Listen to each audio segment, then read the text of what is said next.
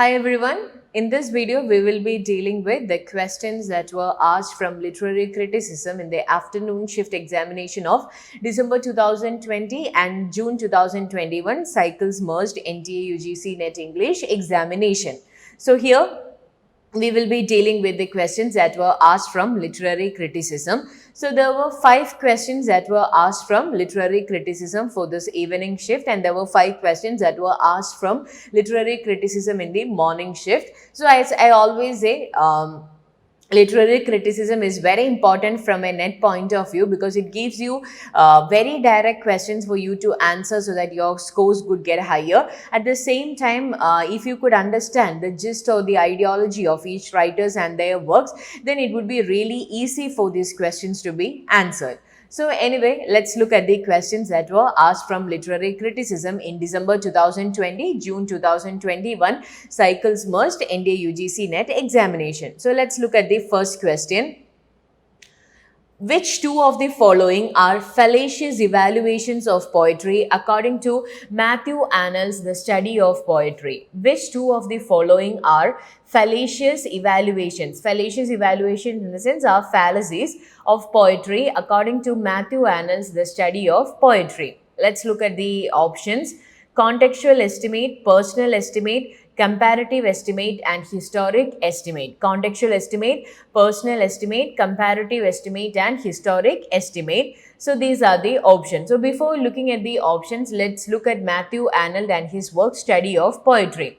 So Matthew Arnold, we know him, he was an English poet who belongs to the Victorian age, and he is also a cultural critic, and he is known for his attacks on contemporary taste. So his main focus of area was culture, and he is known for his attacks on contemporary taste and manners of the barbarians and the Philistines.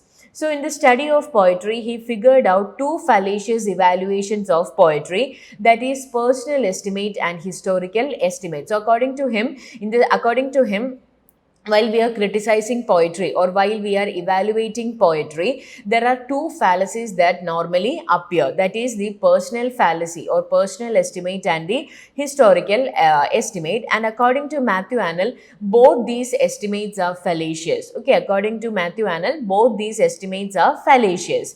So personal estimate, it depends on the personal taste. For example, if I am criticizing a work, I have got my own unique and individualistic characteristics and taste. So personal estimate, it depends on the personal takes, the likes and dislikes of the reader. Okay, it depends on the likes and the dislikes of the reader. And if I am doing this personal estimate of a poetry, what happens is that I am valuing, or my what can we say, my likes and dislikes, it can affect the judgment of the poetry. At the same time, historical estimate, it places the historical context above the value of art. It places the historical context above the value of art. So we can say that these two, both these are considered to be fallacious estimates by Matthew Arnold.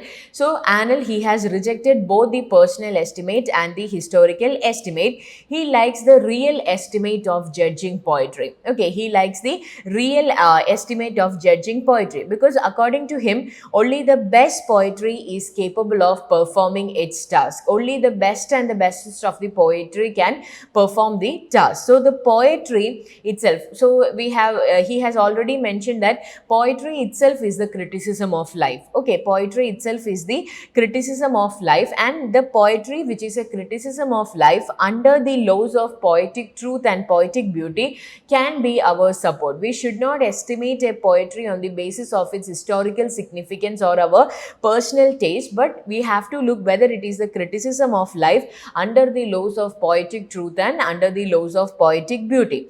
So it is important that the learners or the readers, they should learn to choose the best. The reader has to take the best poetry. In order for them to do that, they have to have the best sort of judgment in estimating a poetry, because according to him, while we are doing this estimates, or while we are doing the judgment or evaluation of a poetry, these two fallacies, it always appear, that is the personal fallacy and the historical estimate. So we should learn to value a work as it really is in itself, not because of the circumstances or the historical context, but we have to value a work on the basis of what it is. So the historical estimate, it is likely to affect our judgment when we deal especially with ancient poets. He has also mentioned an example for it, that according to him, he says that Arnold shows the historical estimate of a poetry.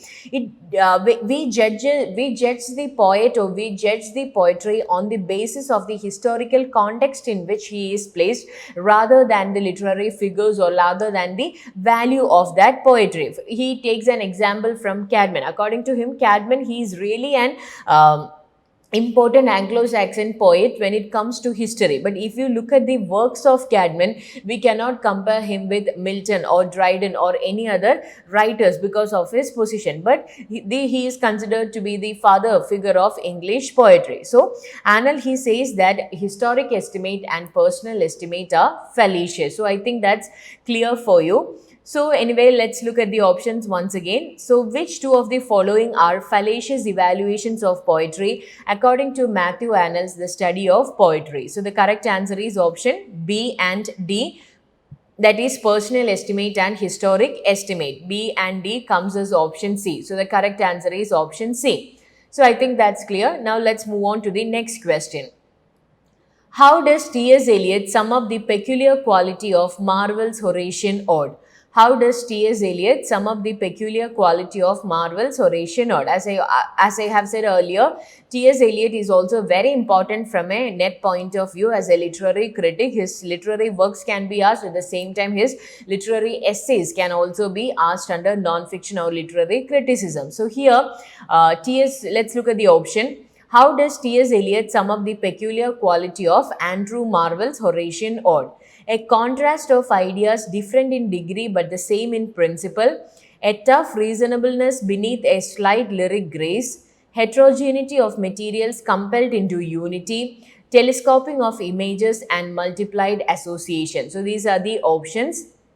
A contrast of ideas different in degree but the same in principle, a tough reasonableness beneath a slight lyric grace, heterogeneity of materials compelled into units, telescoping of images and multiplied association. So here we can say that there were many critics who have mentioned about the metaphysical poets. Some supported them. For example, if you look at the case of Samuel Johnson was not that in favorable of the metaphysical conceits or metaphysical sort of writings of these poets. But T.S. Eliot, he was quite in favor of these writers. So Andrew Marvell is an essay written by T.S. Eliot, in which he discusses the poetic style of Andrew Marvell.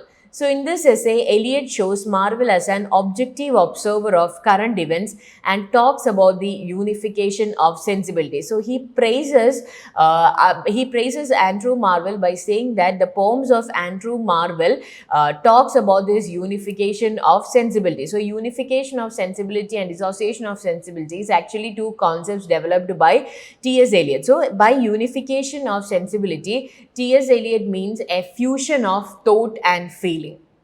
Okay, a fusion of thought and feeling, a creation of thought into feeling, or we can say a direct sensuous apprehension of thought, where the writer is able to integrate both the thought and feeling into one. That is what he calls as unification of sensibility. So that is actually the power of the writer, and Andrew Marvell is one such writer who has the power to do so. So he argued that is T.S. Eliot, he argued that metaphysical poets, including together with the Elizabethan and the Jacobean dramatists, like he also mentions about Webster, they have this mechanism of sensibility which could accommodate any kind of an experience. Okay, they have this mechanism of sensibility that could accommodate any sort of experience. Okay, he takes the example of John Donne's lines, then he speaks about Webster, etc. So it is more than a technical accomplishment or the vocabulary and syntax of an epoch.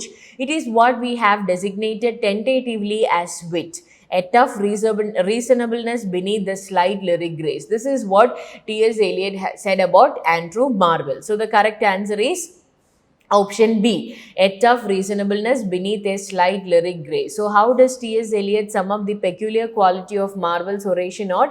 A tough reasonableness beneath a slight lyric grace. So the correct answer is option B.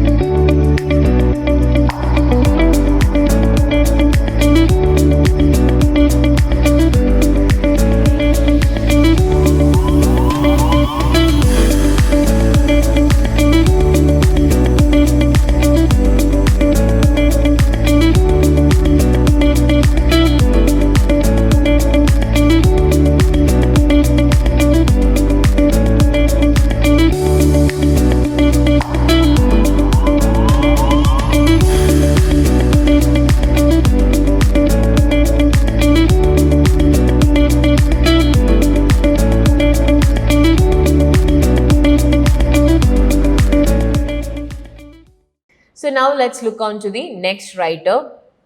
Next question. Who among the following was of the view that poetry was only an imitation of an imitation and therefore trivial? Who among the following was of the view that poetry was only an imitation of an imitation and therefore trivial? So the options are Aristotle, Phaedo, Plato, Xenocrates. Aristotle, Phaedo, Plato and Xenocrates. Okay, so here these are the four options, and here we know the correct answer is Plato, because it is Plato, while he was speaking about Socrates, has mentioned that poetry is an imitation of an action and it is thrice removed from reality and therefore it is trivial. So Plato, we know he's a Greek critic. So Plato wrote about mimesis in both Ion. Mimesis is what is called as the imitation. So he speaks about mimesis in his two works. The one is Ion and the other one is Republic. So he speaks about mimesis in Ion and Republic. So in Ion he states that poetry is the art of divine inspiration, or poetry is the art of divine madness. So because the poet is subject to this divine madness, instead of possessing the art, he does not speak the truth. Okay, because he is actually a person who gets this divine inspiration. So he has got nothing to do with creation according to Plato. He is imitating what he understands, or he is imitating what he gets, and he developing upon this in his book 10. Plato told of Socrates metaphor of three beds. Okay, in order to understand mimesis, this example is very important. So he speaks about three mimesis, and this is actually an example given by Socrates, and Plato speaks through Socrates. So one bed, it exists as an idea made by the god, that is the Platonic ideal, or we can call it as the form, as an idea made by the god. The next is that this idea is made into its physical form by a carpenter or whoever makes that bed. Okay, so that is the second one, the one that is made by the carpenter. And this carpenter, he does this so in an imitation to God's idea. Okay, so for example, if we consider this table, there is an idea behind this table. Okay, that is the God's idea, the idea made by the God. And then I call upon this carpenter in order to make this table, and he makes this, and thus making it as an imitation of the real form, or imitation of the real idea. Okay, and then what happens when the writer writes a work about this table? He is again making an imitation of the carpenter's idea, which is an imitation of the God's idea. I hope that's clear. The original bed is not the physical form, it is the Platonic ideal, or the idea by the God. Okay, and when a carpenter does that, or when a carpenter makes it, he is imitating this idea of the God. And then when a poet writes about that bed, or when an artist make that thing, he do that by imitating this carpenter. So this final work of art is a thrice removal from the reality. Okay, so that is what he says. So the poet, beginning with Homer, far from improving and educating humanity, they do not possess the knowledge of craftsmen, and they are mere imitators who copy again and again the images of virtue and rhapsodize about them, but never reach the truth in the way the superior philosophers do. So it is the philosophers who understands the Platonic ideal, or the idea of the God, or what he calls as the form. Okay, so the artists, they are thrice removed from the reality. So it is Plato who says that poetry was an imitation of an imitation, and therefore it is trivial. So the correct answer is the Greek critic Plato, option C. Now let's look at the next question. In the function of criticism at the present time, what is proposed by Matthew Arnold as the essence of criticism? In the function of criticism at the present time. So there were two questions that were asked from Matthew Arnold in the single exam. In the function of criticism at the present time, what is proposed by Matthew Arnold as the essence of criticism? Affirmation, cohesiveness, disinterestedness, and judiciousness. So the function of criticism at the present time, it's an 1864 essay written by the English poet and critic Matthew Arnold. So in this essay, that is the function of criticism at the present time, he writes about how critics write their essays in a biased manner, both politically and religiously. Okay, how critics write their essays in a biased manner, both politically and religiously. So according to him, criticism should be a dissemination of ideas, a disinterested endeavor to learn and propagate the best that is known and taught in the world. He says that when evaluating a work, the aim is to see the object as in itself it really is. Psychological, historical, social background are irrelevant. So this is almost similar to the personal estimate and historical estimate as considered to be fallacious, and to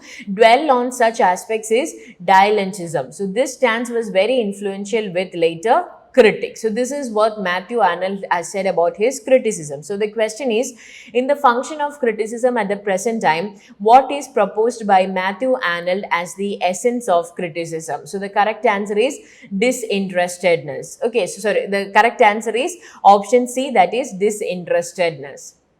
Okay, because psychological, historical, social background, they are all irrelevant. So the criticism, it should be a dissemination of ideas, a disinterested endeavor. You have to make, the reader or the critic has to make sure that his personal taste or personal judgment never matters in the estimate of a particular text. So a disinterested endeavor to learn and propagate the best that is known and taught in the world. So a disinterestedness is what he speaks about. So the correct answer is option C, disinterestedness.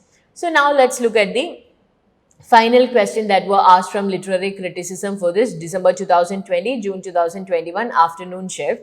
In the life of Cowley, which two of the following criticisms were made by Samuel Johnson against a group of writers he termed as the metaphysical poets? In the life of Cowley, which two of the following criticisms were made by Samuel Johnson against a group of writers he termed as the metaphysical poets? They made an inappropriate combination of wit and imagination. They made an inappropriate combination of wit and imagination. Instead of writing poetry, they only wrote verses.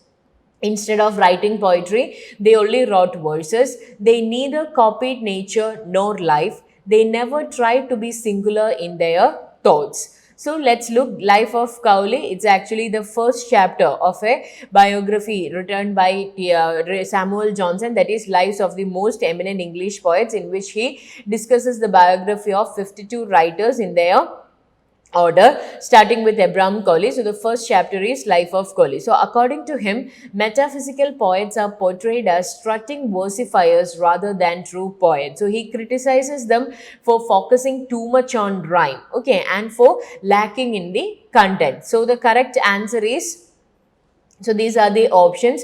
So the correct answer is option, instead of writing poetry, they only wrote verses and they never tried to be singular in their thoughts. That is B and D. B and D comes as option C. So the correct answer is option C. So that's in this video. So these were the questions that were asked for December 2020, June 2021 examination, and you can find that there were 5 questions asked in the afternoon shift, there were 5 questions asked in the morning shift, and all these questions were asked from the prominent literary critics like Matthew, Arnold, Samuel Johnson, then we have T.S. Eliot and other prominent writers. So that's all about this video. Thank you.